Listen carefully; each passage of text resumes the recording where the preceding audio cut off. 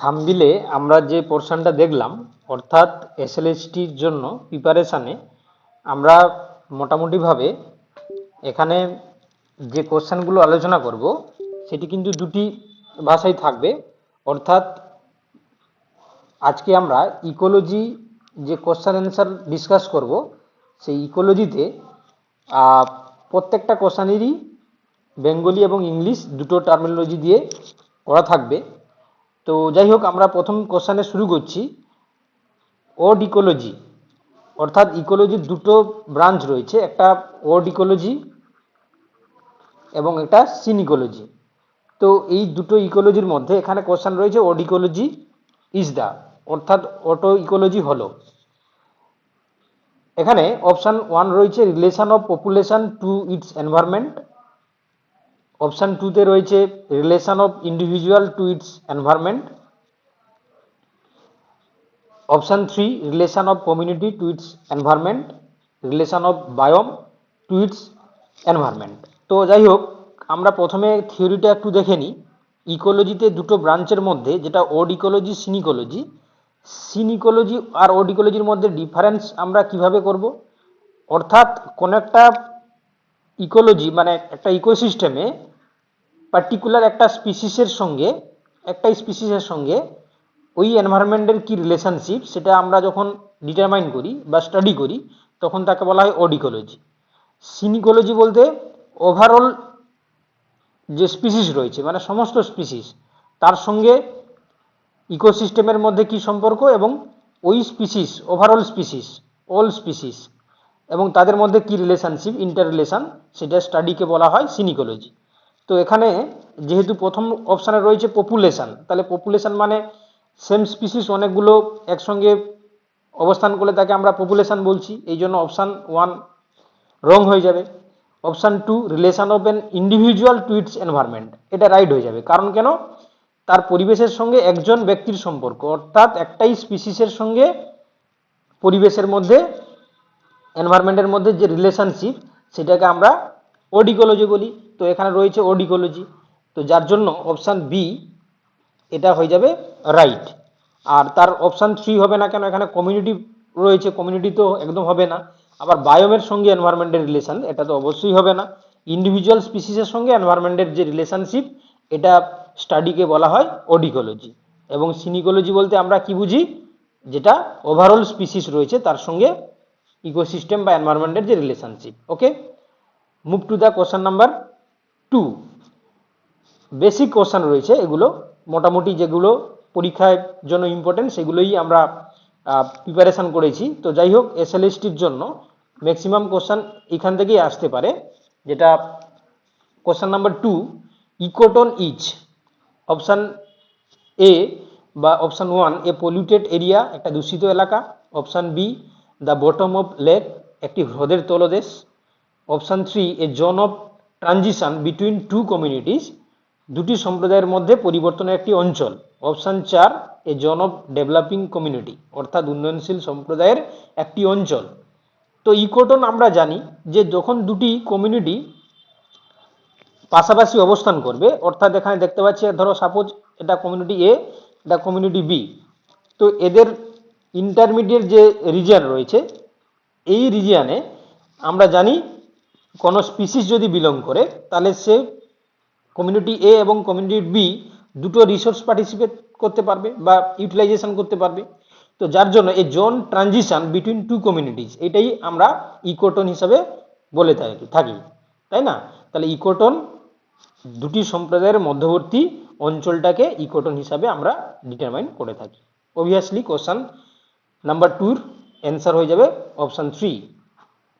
Next question number 3, ecological niche, অর্থাৎ ecological niche হলো। Option A the surface area of ocean, সমুদ্রের পৃষ্ঠের ক্ষেত্রফল। Option B ecological adapted zone, অর্থাৎ একটি পরিবেশগত অভিযোজিত অঞ্চল। Option 3 physical position and functional role of species within the community, অর্থাৎ এর মধ্যে একটি প্রজাতির শারীরিক অবস্থান এবং কার্যকরী ভূমিকা। তো ইকোলজিক্যাল নিচ এই টার্মটা এসছে কোনো একটা স্পিসিস যে পরিবেশে থাক না কেন, যে কমিউনিটিতে বিলং করুক না কেন, তার ফিজিক্যাল এবং ফাংশনাল রোল, অর্থাৎ ফিজিক্যাল পজিশন এবং তার ফাংশনাল অর্থাৎ কার্যকরী ভূমিকা, অর্থাৎ কোন একটা প্রজাতি যখন যে পরিবেশে থাকছে তখন তার অবস্থান এবং তার কার্যগত যে ভূমিকা অর্থাৎ ফাংশনাল রোল, এটাকেই আমরা ইকোলজিক্যাল নিজ বলে থাকি। তো অবভিয়াসলি কোশ্চেন নাম্বার 3 এর জন্য অপশন 3 হয়ে যাবে কারেক্ট। অর্থাৎ কোন একটা ইকোলজিক্যাল নিজ বলতে আমরা কি বুঝি, কোন একটা বাস্তুতন্ত্রে যে জীবটা বসবাস করছে তার ফিজিক্যাল পজিশন এবং ফাংশনাল রোল, এটাকে আমরা ইকোলজিক্যাল নিজ বলে থাকি। ওকে, তো এর পাশাপাশি জাস্ট একটু আমি বলা উচিত, কারণ ইতিমধ্যে আমরা এখানে আমাদের এই প্রিপারেশন ইউটিউব চ্যানেলে আমরা শিডিউল মাফিক প্রিপারেশন শুরু করেছি। তো এটি মূলত এসএলএসটি 9, 10 এবং 11, 12 দুটোর জন্যই কার্যকরী, যেটা আমরা টার্গেট নিয়েছি 3 মাসের মধ্যে সিলেবাস কমপ্লিট করব। ইতিমধ্যে আমাদের প্রিপারেশন স্টার্ট হয়েছে, তো কিছু কনফিউশন রয়েছে কিছু জনের মধ্যে, সেই জিনিসগুলো আমরা বলে দিই। তো এখানে বলা হয়েছিল যে আমাদের প্রিপারেশনে lecture video, recorded lecture video থাকবে, সেগুলো আমরা ইউটিউব প্রাইভেট ভিডিওর মাধ্যমে আমরা শেয়ার করব। যারা এই প্রিপারেশনের সঙ্গে যুক্ত হতে চান বা অ্যাডমিশন হতে চান তারা এই ভিডিওগুলো পাবে। তার সঙ্গে সঙ্গে ক্লাসের যে নোটস আমরা বানাই সেই ক্লাস নোটস পিডিএফ দেওয়া হবে, মক টেস্ট নেওয়া হবে, মক টেস্টের solution PDF plus video, mega টেস্টের পিডিএফ এবং ভিডিও, এই আকারে আমরা প্রিপারেশন অলরেডি স্টার্ট হয়েছে। তো এখানে আমরা মান্থলি যে সিস্টেমটা করেছি সেটা মান্থলি, পাশাপাশি আমরা পুরো প্যাকেজ হিসাবেও দিচ্ছি। তো যাই হোক, এখানে কিছু কনফিউশন রয়েছে, সেগুলো আমি আজকে জাস্ট বলে দিচ্ছি। বোটানি সাবজেক্টের ক্ষেত্রে যে ডেটগুলো দেওয়া রয়েছে অর্থাৎ 9 থেকে 13, তো এই যে ডেটটা রয়েছে এর মধ্যে আমরা এই জিনিসগুলো প্রোভাইড করব, অর্থাৎ general botany, plant anatomy, ecology environment এবং সাইটোজেনেটিক্স এবং হেরিডিটি। তাহলে এই তারিখগুলোর মধ্যে আমরা প্রোভাইড করব। এমন নয় যে যারা এই তারিখের মধ্যে জয়েন হচ্ছে বা অ্যাডমিশন হচ্ছে তারাই শুধু পাবে, তা নয়। তো আমরা যারা পরে বা লেটে অ্যাডমিশন হচ্ছে তাদের কিন্তু এই মেটেরিয়ালসগুলো আমরা প্রোভাইড করব। অ্যাডমিশন যে কোনো সময় হওয়া যাবে, কোনো প্রবলেম নেই। এবং এই যে স্টাডি মেটেরিয়ালগুলো অর্থাৎ এর লেকচার ভিডিও, পিডিএফ নোটস এবং তার পাশাপাশি মক টেস্ট, এটা কিন্তু আমরা ওর ইমেল আইডিতে অর্থাৎ রেজিস্টার যার ইমেল আইডি ওর কিন্তু পেয়ে যাবে। তো তার জন্য আফটার অল আমরা বলেছিলাম যে পেমেন্ট করার পর পেমেন্টের যে স্ক্রিনশটটা পাঠালে আমরা হোয়াটসঅ্যাপ গ্রুপে তাকে জয়েন করে দিচ্ছি। আর এই হোয়াটসঅ্যাপ গ্রুপের মাধ্যমে তো সেখানে আমরা মোটামুটিভাবে তার সমস্ত কিছু স্টাডি মেটেরিয়াল প্রোভাইড করা হচ্ছে এবং সেই প্রোভাইড করা স্টাডি মেটেরিয়াল সে কিন্তু আফটার অল এক্সাম হওয়া পর্যন্ত সে কিন্তু ইউটিলাইজ করতে পারে। এই জিনিসটা একটু কনফিউশন হচ্ছিল। তারপর রয়েছে এখানে যে শিডিউলটা আমরা করেছিলাম সেই শিডিউল মোতাবেক যে ফিজ স্ট্রাকচারটা করা হয়েছিল সেই স্ট্রাকচারটা আমি একটু বলে দিই। কারণ এখানে 6টা গ্রুপ রয়েছে, হোয়াটসঅ্যাপ গ্রুপ। প্রথম গ্রুপটা যারা জয়েন করবে এটা ক্লাস 9, 10 লাইফ সায়েন্সের জন্য মান্থলি যারা নিতে চায় তার জন্য 1000 টাকা পেমেন্ট করতে হবে। যারা এসএলএসটি 9, 10টা পুরোটাই মানে পুরো 3 মাসের যে কোর্স অর্থাৎ 3 মান্থের ফুল কোর্স, ওকে 3 মান্থসের ফুল কোর্স অর্থাৎ যা সিলেবাস রয়েছে সেই সিলেবাসটাকে পুরোটাই কভার করা হবে, সেটা 2700 টাকা দিতে হবে। যদি সে একবারে 2700 টাকা পেমেন্ট করে তবে গিয়ে সে কিন্তু ফুল কোর্স পাবে। আর যদি মান্থলি নেয় তাকে কিন্তু 3000 টাকা প্রোভাইড করতে হবে, অর্থাৎ মান্থলি সে 1000 টাকা করে দিবে। আবার যেটা 3 নম্বর যেটা রয়েছে এসএলএসটি 11, 12, এটা মান্থলি নিলে 1100 টাকা, ওকে। এবং সে যদি ফুল কোর্স নেয়, এখানে জাস্ট একটু মিস্টেক হয়ে গেছে, এটা 11 এবং 12 হবে। তাহলে ফুল কোর্স নিলে এটা 3000 টাকা পড়বে, ওকে। এটা 9, 10 নয়, এটা 11, 12। আবার একইভাবে যদি সে পুরো বোথ এসএলএসটি 9, 10 এবং 11, 12 মান্থলি নেয় তাহলে তার জন্য 1700 টাকা। আর যদি সে পুরো কোর্স নেয় 9, 10 এবং 11, 12 তার জন্য আমরা রেখেছি 5000 টাকা। তো এর মধ্যে আমরা বলে রাখি এই যে ফি স্ট্রাকচারটা, এটা যদি কেউ পুরো কোর্স নেয় তার ক্ষেত্রে কিন্তু অনেকটা ছাড় দেওয়া হচ্ছে, তাই না, অনেকটাই ছাড় দেওয়া হচ্ছে। আর এটা এই ফুল কোর্সের জন্য ছাড়টা তখনই পাবে যে যখন সে প্রথমে ফুল কোর্সের জন্য পেমেন্ট করছে। আর যদি সে মান্থলি প্রথম থেকে করতে থাকে কিন্তু তাকে সেই মান্থলি ফিসটা কিন্তু দিতে হবে। আর এখানে আমরা পুরো সিলেবাসটাকে কভার করার জন্য যে নোটসগুলো দিচ্ছি সেই নোটসগুলো বেঙ্গলি এবং ইংলিশ দুটোতে রয়েছে। আর যে কোশ্চেনগুলো আমরা প্রোভাইড করছি সেই কোশ্চেনগুলো আপনারা দেখতে পেলেন, আমরা যেটা ডেমো স্টাডি করছি সেখানে কিন্তু বেঙ্গলি এবং ইংলিশ, আর প্রত্যেকটা কোশ্চেন আমরা সায়েন্টিফিক্যালি বানানো হচ্ছে যাতে এসএলএসটির জন্য কমন হতে পারে। ওকে, এই কনসেপ্টটা কিন্তু আমাদেরকে মাথায় রাখতে হবে, ঠিক আছে।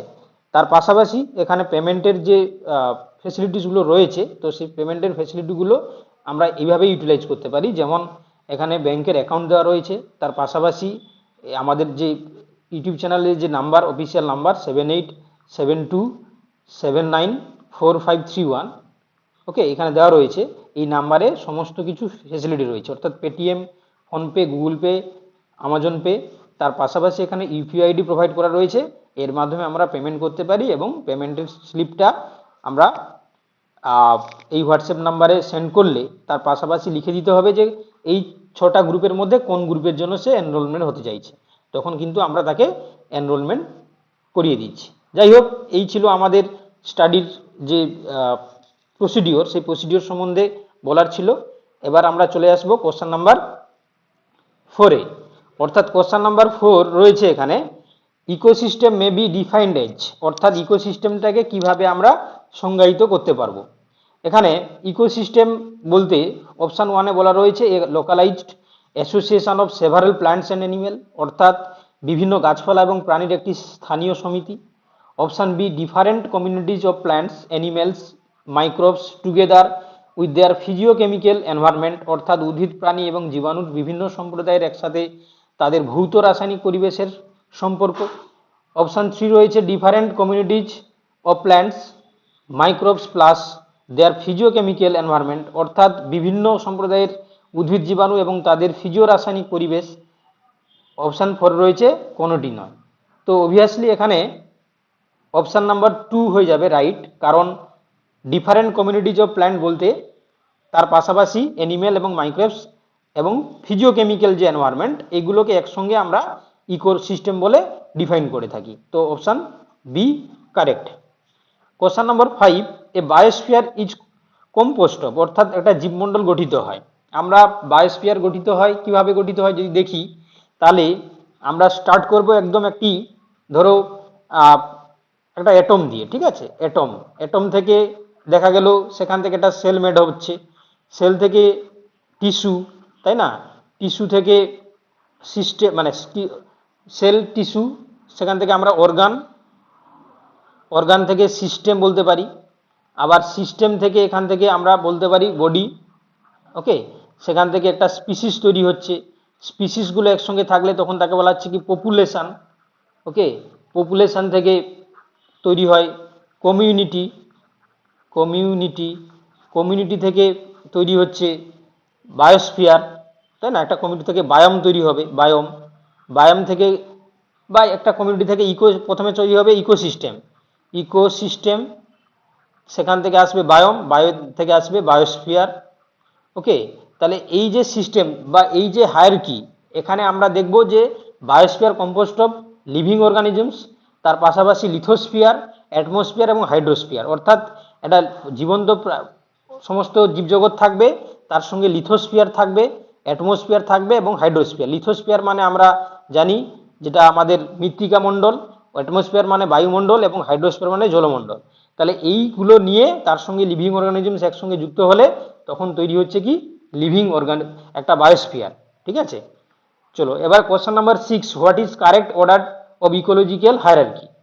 তো একটা ইকোলজিক্যাল হায়ারার্কিতে যদি আমরা একটা অনুক্রমের সঠিক পর্যায় দেখি, তাহলে একটু আগেই আমরা বলছিলাম যে একটা ইকোসিস্টেমের ক্ষেত্রে, ইকোলজিক্যাল হায়ারার্কির ক্ষেত্রে ইকোসিস্টেম, তারপর ল্যান্ডস্কেপ, বায়োম এবং হচ্ছে বায়োস্ফিয়ার। ওকে, তার কারণ হচ্ছে কি প্রথমে তাহলে হয়ে গেল কি স্পিসিস, একটা ইন্ডিভিজুয়াল স্পিসিস, ওই স্পিসিসগুলো যখন একসঙ্গে গ্রুপ করে থাকবে পপুলেশন, অনেকগুলো পপুলেশন মিলে কমিউনিটি, অনেকগুলো কমিউনিটি নিয়ে তৈরি হবে বায়োম, বায়োম থেকে বা কমিউনিটি নিয়ে আমরা ইকোসিস্টেমও বলতে পারি। এখানে আমরা বায়োম না বলেও ইকোসিস্টেম বলতে পারি। ইকোসিস্টেমগুলো নিয়ে গঠিত হবে ল্যান্ডস্কেপ।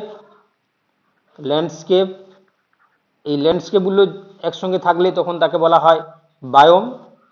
তাহলে এখানে আমরা বায়োমটা অ্যাভয়েড করব, কারণ কমিউনিটি মিলে ইকোসিস্টেম থেকে ল্যান্ডস্কেপ, বায়োম, এবং বায়োম থেকে হচ্ছে বায়োস্ফিয়ার। ওকে, বায়োস্ফিয়ার। তাহলে এইভাবে এদের যে যদি আমরা সিকোয়েন্স দেখি, তাহলে species, population, community, ecosystem, landscape, biome এবং বায়োস্ফিয়ার। তাহলে অপশান 1 হয়ে যাবে এখানে correct. Question number 7, edge effect refers to. একটু আগে আমরা ইকোটোন দেখছিলাম, তো ইকোটোনে দেখছিলাম যে দুটো রিজিয়ান যখন পাশাপাশি থাকবে, সাপোজ এটা একটা টেরিস্ট্রিয়াল আর এটা হচ্ছে সাপোজ এটা অ্যাকোয়াটিক সিস্টেম, তাহলে তাদের মাঝখানে যে রিজিয়ান সেটাকে আমরা কি বলছিলাম, ইকোটোন। তো এই ইকোটোনে স্পিসিস ডাইভার্সিটি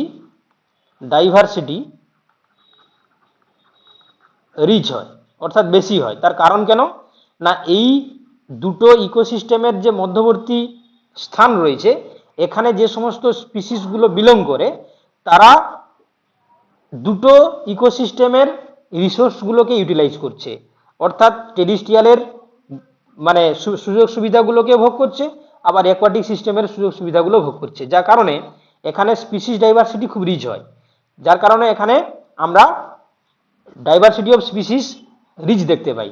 তো এই জন্য এখানে edge effect refers to having different species on border of two communities. তো এখানে আমরা কি দেখতে পাবো, যেহেতু ডাইভার্সিটি রিচ, এই জন্য ডিফারেন্ট আমরা স্পিসিস এখানে লক্ষ্য করব। তো দুটি সম্প্রদায়ের সীমান্তে বিভিন্ন প্রজাতি রয়েছে, এমন ঘটনাকে আমরা এজ এফেক্ট বলে থাকি। চলো question number 8, individuals occupying a particular habitat and adapted to the phenotypically and genotypically are known as। অর্থাৎ যে সমস্ত ব্যক্তিরা একটি নির্দিষ্ট বাসস্থান দখল করে এবং এটির সাথে খাপ খাইয়ে নেয় ফিনোটাইপিক্যালি এবং জিনোটাইপিক্যালি, তাদেরকে আমরা কি বলবো, তাদেরকে আমরা কি নামে বলে থাকি। তো কোন একটা নতুন পরিবেশে যখন কোনো হ্যাবিটেটে ফিনোটাইপিক্যালি জিনোটাইপিক্যালি তার বৈশিষ্ট্যগুলোকে সেম দেখায়, তখন তাকে আমরা কি বলি, ইকোটাইপস বলি। ইকোটাইপস হচ্ছে এমন একটা স্পিসিস যার ক্ষেত্রে মানে সেম স্পিসিস ডিফারেন্ট এনভায়রনমেন্টে তারা কিন্তু বেঁচে থাকে, এবং সেটা আমরা এই যে স্পিসিসগুলো স্পিসিস 1, স্পিসিস 2 বা স্পিসিস 3 হিসাবে আমরা লিখলেও তারা কিন্তু ইন্টারব্রিড করতে পারে। ওকে, তাহলে আমাদেরকে মনে রাখতে হবে যে ইকোটাইপ মানে এমন একটা স্পিসিস যে ডিফারেন্ট এনভায়রনমেন্টে তারা জিনোটাইপিক্যালি এবং ফিনোটাইপিক্যালি তারা কি হয়েছে, অ্যাডাপ্টেড হয়ে গেছে, তা সত্ত্বেও এরা কিন্তু ইন্টারব্রিড করতে পারে, অর্থাৎ রিপ্রোডাক্টিভ্যালি তারা কিন্তু সেম স্পিসিস। কেন না, যেহেতু তারা এখনো রিপ্রোডাকশনে পার্টিসিপেট করতে পারে এবং তার পাশাপাশি ভায়াবল বা যেটা আমরা বলতে পারি ফার্টাইল অফস্প্রিং তৈরি করতে পারে, ফার্টাইল অফস্প্রিং প্রডিউস করতে পারে, তখন সেই আমরা স্পিসিসকে বলা হয় কি, ইকোটাইপস। ওকে, চলো question number 8, species diversity increases as one proceed from. অর্থাৎ প্রজাতির বৈচিত্র্য বাড়তে থাকে নিচে কোনগুলোর ক্ষেত্রে। তো এটা খুবই গুরুত্বপূর্ণ কোশ্চেন, কারণ এটা এমন একটা কোশ্চেন যেখানে আমরা দেখতে পাই যে বিভিন্ন কম্পিটিটিভ যে এক্সামগুলো হয়, এসএসসি নেট কিংবা সেট গেট, এইগুলোতে আমরা দেখেছি এই কোশ্চেনটা ম্যাক্সিমাম জায়গায় জিজ্ঞাসা করে থাকে, যার জন্য এখানে স্থান পেয়েছে কোশ্চেনটি কোশ্চেন নম্বর 8-এ। তো যাই হোক, স্পিসিস ডাইভার্সিটি ইনক্রিজেস অর্থাৎ কিসের উপর ডিপেন্ড করে স্পিসিস ডাইভার্সিটি ইনক্রিজ করে। Option A, high altitude to low altitude এবং high latitude to the low latitude, অর্থাৎ উচ্চ অক্ষাংশ থেকে কম উচ্চতা এবং হচ্ছে কি উচ্চ অক্ষাংশ থেকে নিম্ন অক্ষাংশ। অর্থাৎ আমরা দেখতে পাই যে একটা আমাদের পৃথিবীতে দেখি এখানে অক্ষরেখা, এটা দ্রাঘিমা রেখা গেছে, তো এই অক্ষরেখাগুলো আস্তে আস্তে করে দুদিকে যাচ্ছে। এখানে আমরা জানি এটা 180 ডিগ্রি আর এটা হচ্ছে 90 ডিগ্রি, আমরা বলে থাকি 0 ডিগ্রি। তাহলে এই যে বা 23.5 ডিগ্রি, এখানে 66.5, তো এইগুলো আমরা বলে থাকি এখানে নিরক্ষরেখা, কর্কটক্রান্তি রেখা, হ্যাঁ, বা হচ্ছে কি এদিকে রয়েছে রেখা। তাহলে এই বরাবর তো হাই অল্টিটিউড থেকে লো অল্টিটিউডের দিকে যদি যাই আমরা, কিংবা হাই ল্যাটিটিউড থেকে যদি লো ল্যাটিটিউডের দিকে যাই তাহলে সেখানে স্পিসি ডাইভার্সিটি ইনক্রিজ পাবে। অর্থাৎ মনে রাখতে হবে যে species diversity increase high altitude থেকে লো অল্টিটিউডের দিকে গেলে, তার পাশাপাশি হাই ল্যাটিটিউড থেকে আমরা যদি লো ল্যাটিটিউডের দিকে যাই তাহলে আমাদের কি হবে, স্পিসিস ডাইভার্সিটি ইনক্রিজ পাবে। ওকে, চলো question number 9, per capita birth rate of this population is B and per capita death rate is D. N is the population size. What is the yield population per unit per time? অর্থাৎ একটা এখানে একটা জনসংখ্যার মাথাপিছু জন্মহার দিয়েছে B, অর্থাৎ birth rate হচ্ছে B, এবং মৃত্যুহার রয়েছে ডি, এবং জনসংখ্যার যে পরিমাণ সাইজ হচ্ছে এন। তাহলে এখানে পপুলেশন ইউনিট পার টাইম, তাহলে এটা অবভিয়াসলি আমরা জানি কি আর ইকুয়াল টু সমান বি মাইনাস ডি, এবং এখানে আমরা বলতে পারি পপুলেশন পার ইউনিট, যেটা পপুলেশন পার ইউনিট সমান পি সমান হয়ে যাবে আর ইন্টু এন। তো এখানে আর এন নেই, তাহলে আমরা কি বলতে পারবো, এখানে B minus D into N, অর্থাৎ N into B minus D. তাহলে এখানে অপশান হয়ে যাবে তিনটা রাইট। ওকে, চলো question number 10, match list 1 with match with list 2, অর্থাৎ তালিকা 1 এর সঙ্গে তালিকা 2 এর মিল করতে হবে। তো এখানে তালিকা 1 এ রয়েছে ইকোটন, বেন্থিক, সেরি এবং লোটিক। তো আমরা ইকোটন বলতে একটু আগেই বুঝলাম যে দুটি সম্প্রদায়ের মধ্যবর্তী অঞ্চল, অর্থাৎ এটা হয়ে যাবে পি এর সঙ্গে 3-এরটা। বেন্থিক রিজিয়ান বলতে আমরা কি বুঝি, সমুদ্রের তলদেশে যে জন পাওয়া যায়, অর্থাৎ zone found in the bottom of the sea. Sere কাকে বলতে আমরা কি বুঝি, সেরি বলতে বুঝি replacement of one community to by another, অর্থাৎ ইকোলজিক্যাল যে যেটা আমরা বলে থাকি সাকসেশন হয়, প্ল্যান্ট সাকসেশন, সেখানে সাপোজ এ একটা স্পিসিস থেকে বি একটা স্পিসিসের যে প্রতিস্থাপন ঘটছে বা সি আসছে, এদেরকে আমরা প্রত্যেকটা স্টেপটাকে সেরি বলি। আর লোটিক রিজিয়ন হচ্ছে রানিং ওয়াটার বডিটাকে আমরা লোটিক বলি। রানিং ওয়াটার বলতে যেমন ঝর্ণা, তাই না, ওয়াটারফলস, তো এগুলোকে আমরা লোটিক বলি। তো যাই হোক, তাহলে অপশান এই জন্য 1-এরটা রাইট হয়ে যাবে, এখানে হয়ে যাবে অ্যান্সার। ওকে, চলো কোশ্চেন নাম্বার 11, এখানে কিছু ইয়ার রয়েছে, সেই ইয়ারগুলোর সঙ্গে তার ইনসিডেন্টগুলোকে আমাদেরকে ম্যাচ করাতে হবে। তো এখানে এনভায়রনমেন্ট প্রোটেক্ট অ্যাক্ট, অর্থাৎ পরিবেশ সংরক্ষণ যে আইন, সেটা কবে লঞ্চ হয়েছিল, এটা হয়েছিল 1986-এ। এবং air prevention and control pollution board, এটা হয়েছিল 1981-এ। এবং ওয়াটার অ্যাক্ট, এটা হয়েছিল 1974-এ।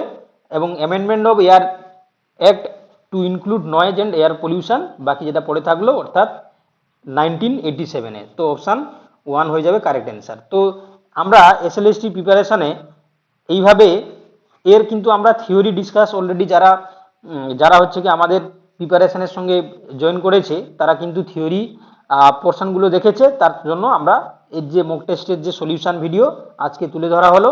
তো যারা এসএলএসটিকে সিরিয়াসভাবে প্রিপারেশন নিতে চায়, তারা অবভিয়াসলি আমাদের সঙ্গে যোগাযোগ করতে হবে এবং অ্যাডমিশন নিতে হবে। অ্যাডমিশন যে কোনো সময় নেওয়া যাবে, এবং তার জন্য যে শিডিউলগুলো রয়েছে সেই শিডিউলগুলো মেনে অ্যাডমিশন নিতে হবে। এবং আমাদের অ্যাডমিশন নেওয়ার জন্য 7872794531 এই নাম্বারে, হোয়াটসঅ্যাপ নাম্বারে কন্ট্যাক্ট করতে হবে। ধন্যবাদ সবাই দেখার জন্য।